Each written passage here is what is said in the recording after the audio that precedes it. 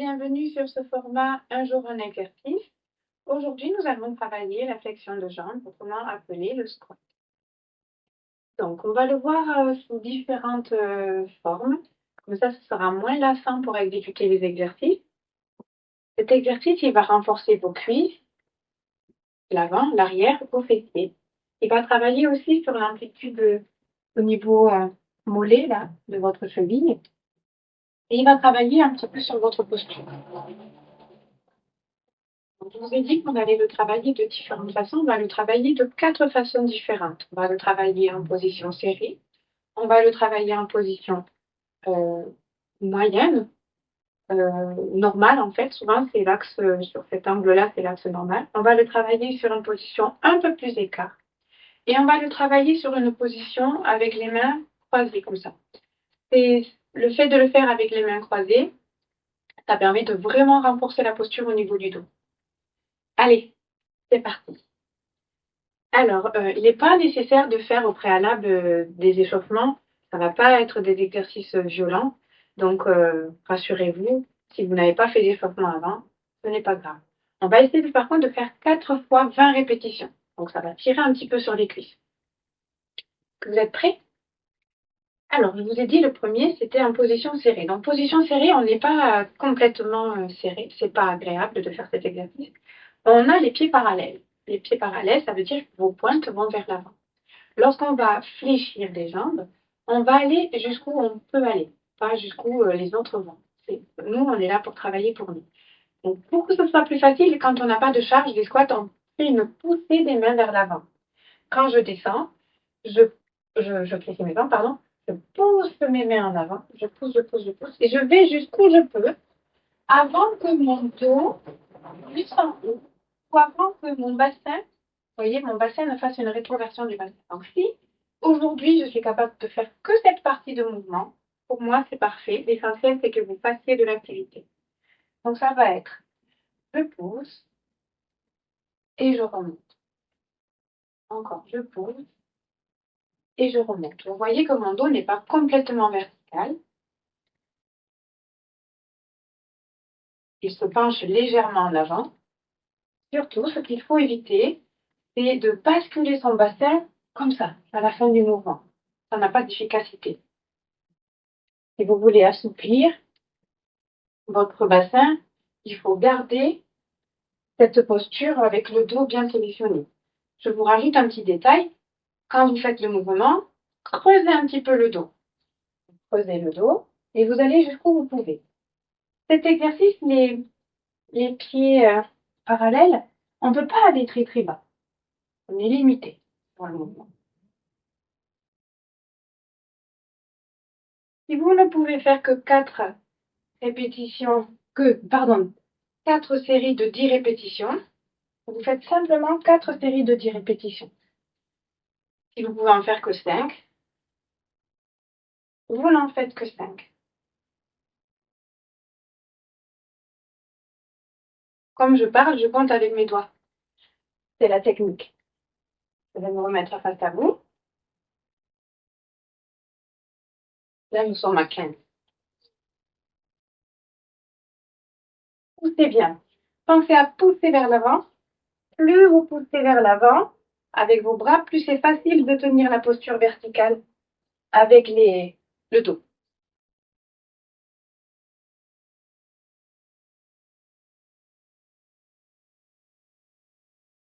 Et 20. Très bien. On fait une petite pause pour aller boire.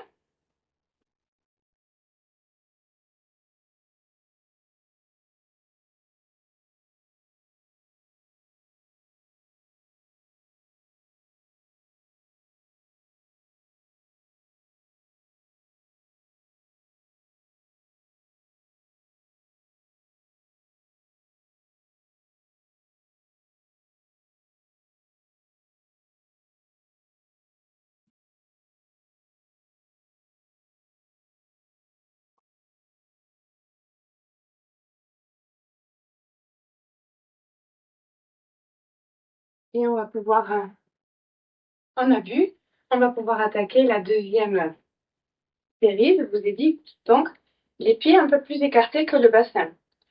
Lorsqu'on fait cet exercice, souvent vous aurez des consignes que les genoux ne doivent pas dépasser la pointe de pied. Tant que vous respectez la posture, la bonne posture, respectez vos alignements articulaires. Donc là, je ne vous ai pas précisé, vos genoux ne doivent pas se rapprocher quand vous faites le mouvement. Les genoux doivent aller vers les pointes de pied. Pardon. Pour cet exercice, c'est pareil. On n'a pas les pieds à 10h10, on a les pointes de pied légèrement ouvertes vers l'extérieur. L'idée, c'est que, je vais vous faire un mouvement complet, c'est que votre bassin puisse passer entre vos talons. Je ne vous demande pas d'aller en bas. Si vous êtes trop serré, vous ne pourrez pas descendre. Vous êtes bloqué au niveau du bassin. L'idée, c'est de laisser la place au bassin de pouvoir se positionner. Les pointes de pied à 10h10. Pareil, on va faire des poussées vers l'avant. Et on va se concentrer sur le fait de creuser le bassin. Alors, de creuser le dos, pardon. J'insiste vraiment sur cette position parce que souvent on est trop bloqué dans cette position-là. C'est parti. Pareil, je compterai sur mes doigts. Allez. 1. Très bien. Vos genoux vont vers vos pointes de pied puisqu'elles sont ouvertes vers l'extérieur. Prenez votre temps, c'est pas un concours. Vous pouvez descendre jusque là, ça suffit. Vous pouvez, normalement, pour qu'il soit efficace, il faut que votre bassin soit dans l'axe de votre genou. On fait toujours comme on peut. Si vous bloquez le bassin en rétroversion, vous allez avoir ce genre de mouvement et vous n'avez plus la place du bassin pour passer. Donc là, quand on fait une antéversion, on assouplit, on allonge au niveau des ischio-jambiers et on a beaucoup plus de facilité à descendre. Si vous avez des problèmes de genoux, n'allez pas trop bas. Commencez à votre rythme. On a déjà fait 10.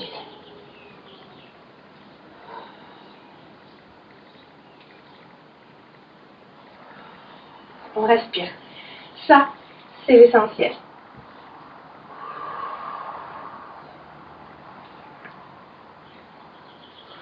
On a presque fait les 15.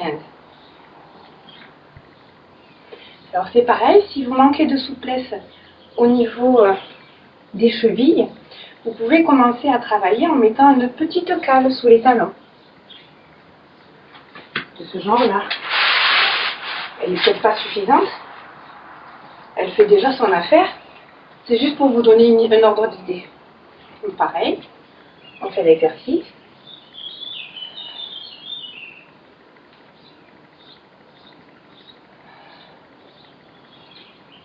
Et 20. Super. Petite pause pour boire. À peu près 30 secondes. Vous pouvez mettre pause sur la vidéo.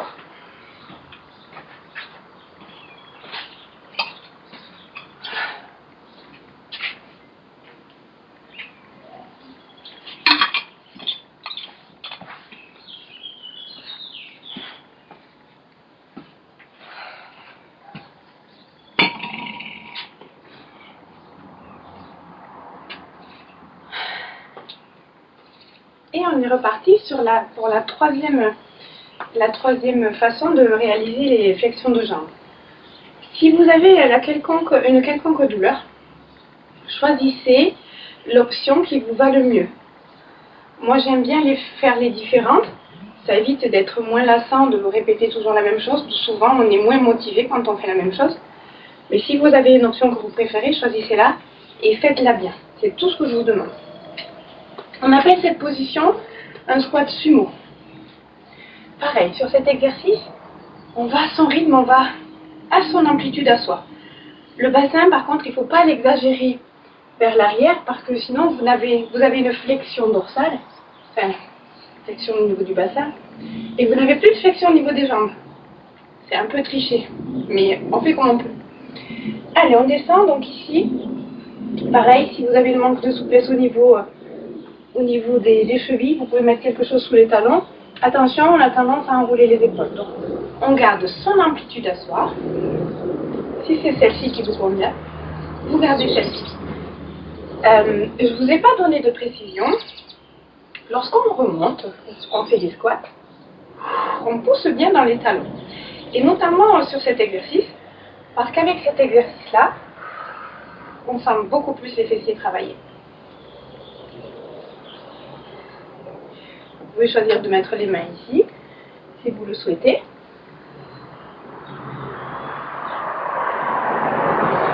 À condition de ne pas enrouler les épaules. Cet exercice, il sollicite un peu plus les adducteurs.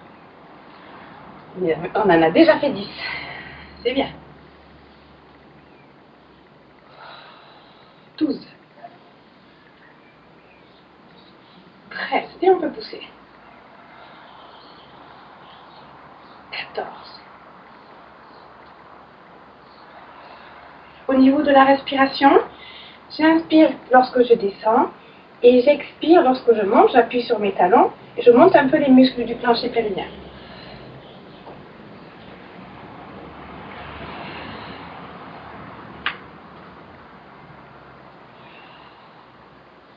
Allez, encore.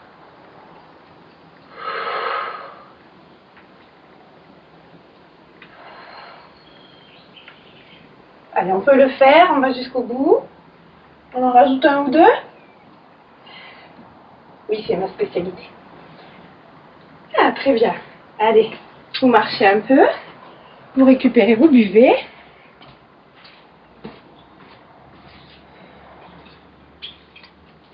Alors là, je vous ai donné...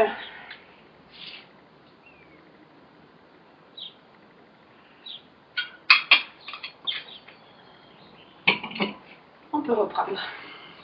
Là, je vous ai donné 20 répétitions. Mais vous pouvez choisir de ne pas compter et de le faire sur du temps. Des fois, c'est plus motivant. Et des fois, on en fait plus.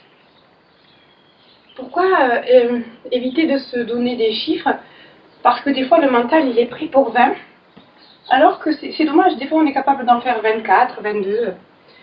Donc là, c'est libre à vous. Si vous le faites plusieurs fois, cet exercice, essayez d'augmenter un peu. Le premier jour, vous en faites 10. Le deuxième jour, vous en faites 11. Et ainsi de suite. Il nous reste la quatrième option. Après, ce sera terminé pour aujourd'hui. La quatrième option. Donc, sur un angle, sur une amplitude que vous pouvez faire. Et sur la deuxième option que je vous ai montrée, avec l'espace largeur bassin. Et les mains croisées.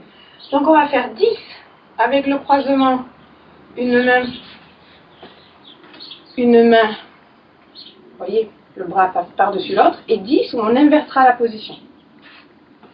Ça peut briller un petit peu les muscles dans le dos. Vous êtes prêts? Allez, on est parti. Cette position, c'est un peu à la russe. On essaie de redresser sa posture à fond et on descend le plus droit possible. On imagine qu'on a quelques poids sur les bras. Si on ne se tient pas droit, le buste va partir en avant.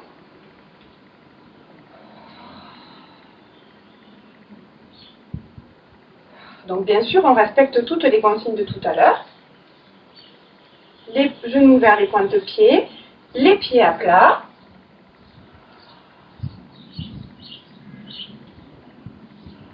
Je pousse dans mes talons.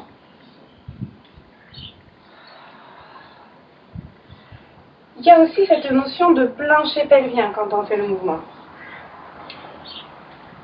Donc quand on fait le mouvement, il faut toujours avoir un minimum de tenue au niveau du plancher pelvien.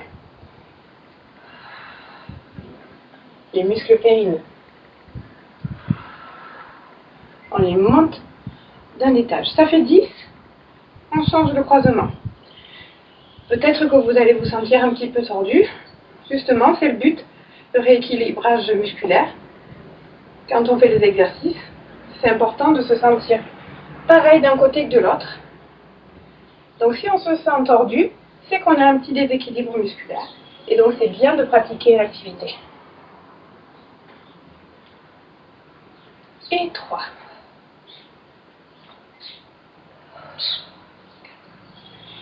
C'est pas l'exercice le plus facile à faire, mais c'est un exercice qui est très efficace. Il en reste 3. Courage. Alors évitez de pratiquer s'il fait trop chaud. Restez plutôt au frais. Et voilà, c'est passé comme une lettre à la poste. On remet un petit peu les jambes, on récupère. Et la séance est terminée pour aujourd'hui. À demain!